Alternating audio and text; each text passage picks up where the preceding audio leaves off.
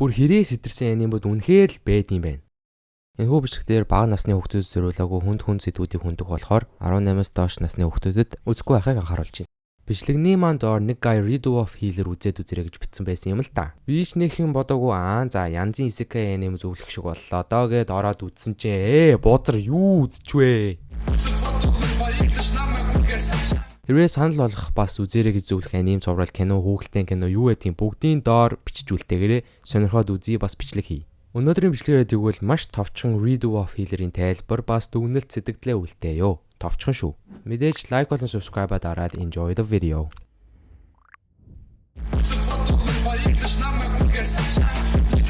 Хияро гэдэг залуу домогт баатруудын ертөнцид сайхан нойрмоглоо зүүдэндээ умбаж шумбаад байж байтал тэргэл сартай шөнөөр баатрын хүчийг олж авна. Вау та баатрын хүч. Жирийн л нэг байдаг гайхалтай тулаантай түүхтэй isekai аним байна да гэж бодож байгаа хүмүүс байвал үгүй дээ ерөөсөө тийм биш. Цаашлах тусам минт маш аимшигтэй хүнд зэдвүүд гарах болно. Тийм болохоор маш хатуу анхааралгүйгээ бага насны хүүхдүүд болон хүчирхийлэл бэлгийн ярилцаа гэх мэт зүйлсийг төвчдөг хүмүүс байх юм бол бити үзээрэй. За манай Kiyaro болохоор healer буюу эмчлэх мэрэгжилтээр тулгуурласан баатрын хүчийг авсан байна. Сэлмийн хүч, ид шидийн хүч гэж зөндөө ангилал байгаа. Манай Kiyaroгийн хувьд бол healer-ийн хүчийг авсан гэд ойлгоорой. Түүний хүчээ олж авсны дараа flare гүнж хурж ирээд чи бол баатар гэд өөрийнхөө ордон руугаа аваад явна. За ингээд сайхан амьдралаар амьдрах нэ гэсэн чинь үлдсэн амьдралынхаа турш мансууруулах донтолтын бодис өгөөд барьцаалж цойжилж маш ихээр тамлана. Та бүхэн маань яагаад гэж бодож иж магадгүй. Яагаад тамлаад байгаа юм бэ хөрхийн амтанг. Яагаад гэвэл Kiyaroогаас ялгарах цагаан зүйлийг хүмүүс авахыг бас хүртхийг хүсдэг. Яг баатрийн цагаан зүйл гэдээрээ айгүй авахыг хүсдэг юм шиг байгаа. Хүртэж авснараа маш олон давуу талтай. Хүч өгж байгаатай л адилхан. Зөндөө хүчирхийлүүлээд тамлуулаад дүр зургийг бид нар бүгдээрээ харна. Ёо бүр сэтгэл өвдчихлөө. Маш удаан тамлал тарчлааны үр дүнд мансууруулах бодис эсэргүүцэх чадварыг олж аваад нөгөө баатруудыг жүтгэрийн хаан шиг юмтай тултаад хүнд гэмтэл авах үеэр нь өөрийгөө чөлөөлөөд жүтгэрийн хааныг буулгаж авна.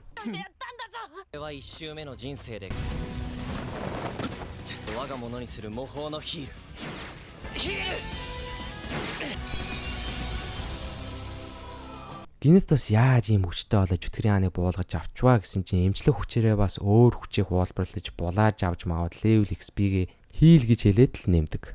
Энэ бүр амар хагтай чадвар байгаа юм л да. Бүх чадрыг булааж авч болно, бүх чадрыг өөрийн болгож олно гэсэн үг шүү дээ.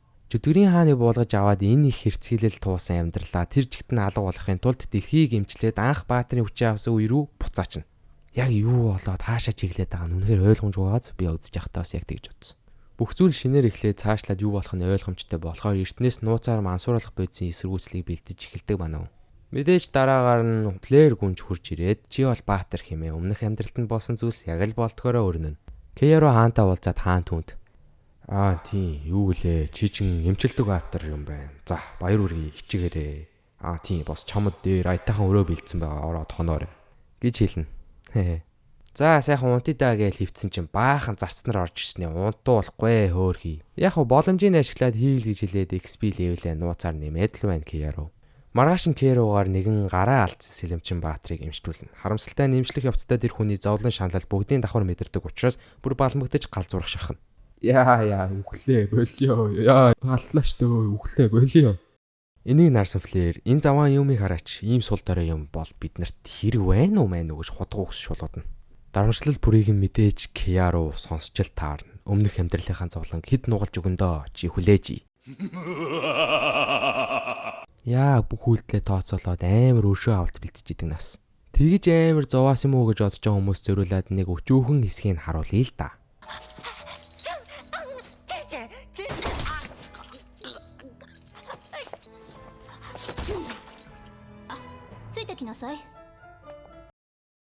Өрөөндөө Flare Kiyaro хоёр уулзаад Kiyaro үгүй би дахиж хүчээ ашиглахгүй амар өвдөлт мэдэрч ин хэцүү байна гэдэг. Flare энийг сонсчоод дахиад л өмнөх амьдрал шиг тамлалыг эхлүүлнэ. Уг нь ингэж тамлуулахгүйгээ дахиад дэлхийг эхнээс нь эхлүүлчээд тамлуулчих үед. Би үхэж байна. Сэтгэлээсээ 6 сар level XP-гээ дээшлүүлж бас мансууруулах бодисноос бүрэн дүүрэн хараад бус болоод тэр аим шиг тамлалын өрөөнөөсөө оргоно. Орохдоо болохоор Kiyaro хамгаалагчийн дүр төвчээрээ хувраад Flare-ыг мушиж чад өрөөнд нь орж ирнэ. За яалаа гэлээ гүнжтэн би өшөөгөө авахаар ирлээ. Үгүй намайг уучлаарай чи яг үндэ сайн баатраа. За мангартаа дээ хоёулаа харин тоглоё. Би 10 хурууг чинь нэг нэгээр нь хугална. Энэ бүрийг чимээ гаргадаггүй тисэж чадах юм бол чи ялнаа. Үгүй бол би ялна. Гиснээ бүр 10 хурууг нь аимшигтайгаар хугалсны дараагаар имжлээ дахиад ихнээс нь хугална. Яаж ийм юм тестийн бэ? Тесэж чадлагүй флэр маань маш чангаар ойрлно. Кияро хожигдсон болохоор хамаг юмыг урж тастаад аимшигтай хүчирхийллийн хэсэг гарна. За Кияро маань тэгээд шүнжин тамсны эцэст флэрийн ой санамжийг бүгдийн устгаад Кияро өөрийнхөө царайг хөвргээд миний хайр нь ой санамжаа мартцсан юм уу да гэд дуусч байгаамаа.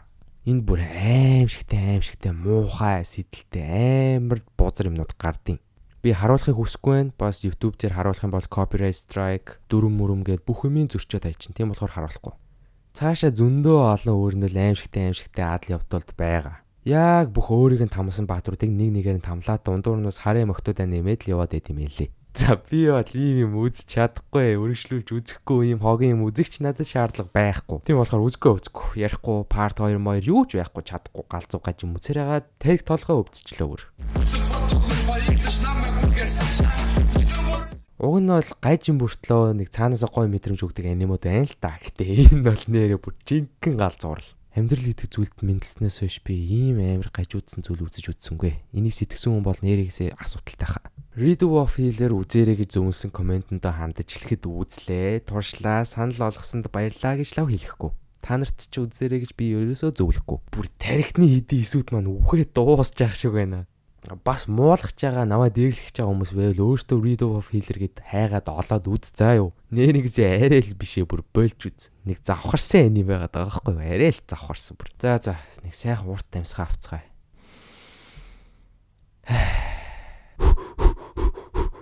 Аним гэдэг зүйл бол миний хувьд бол үнэхээр гайхалтай зүйл. Хэцүү хүнд үеүдтэй бас эсвэл өөдсөн ямарсан үедээ би аним үзэж сэрэгдэг. Өнөөдрийн Зинон гэх хүнийг аним маш их түшиж тулгуурлаж бүтээсэн.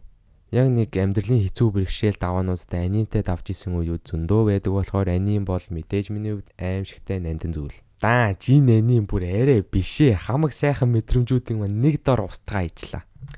Хүндэд энэ манга, энэ анимын зохиолчд хандаж хэлэхэд сэтгцэн эрүүл мэндтэй анхаараарай. Тийм.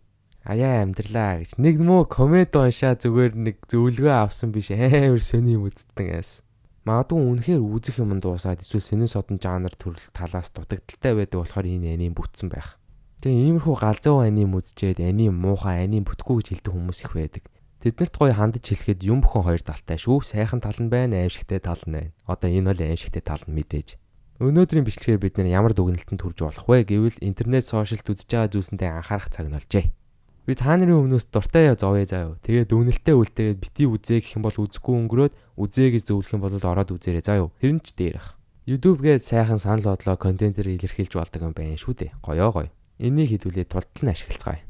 Өөр надаар үзүүлж сэтгэл дүгнэлт үлээлхийг хүссэн аним байвал комент бичээрэй. Би тэгээ ороод үзээ дахиад нэг иймэрхүү дүгнэлт сэтгэлдүүдээс бичлэг үлдээ. Бүгдийг л чадхаараа үзээд сонирхъя доо.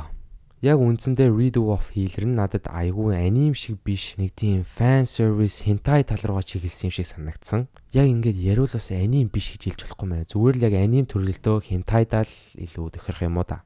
Айгүй муухай эсүүд гардыг маа нэрэн гэсэн. Миний яг муухай гэж хэлээд байгаа нь болохоор хүчирхийллийг нэг тийм амар муухай дүрсэлцэн байгаа даахгүй юу? Хүчирхийлэл гэдэг зүйл өөрөө аимшигтэй зүйл болохоор энэ дээр ингэж дүрслэгдэж байгаа надад үнэхээр таалагдсангүй. Бүр яг үнэн шударгаар л өөрт маань төрсэн сэтгэлээ бүгдийг хэлчлээ. Тэгээд ядаргаатай санагдсан бол үнэхээр уучлаарай. Үнэхээр л миний сэтгэл тийм л байлаа. Бичлэгээ дуустал нь үзэж надтай хамт зовсон хүмүүстээ бүгдэнд нь баярлалаа. Лайк болон subscribe заавал дараагийнхын галзуу контентээр уулзцгаая. Хамтран ажиллах хүмүүс байвал холбогдоорой. Баярлалаа.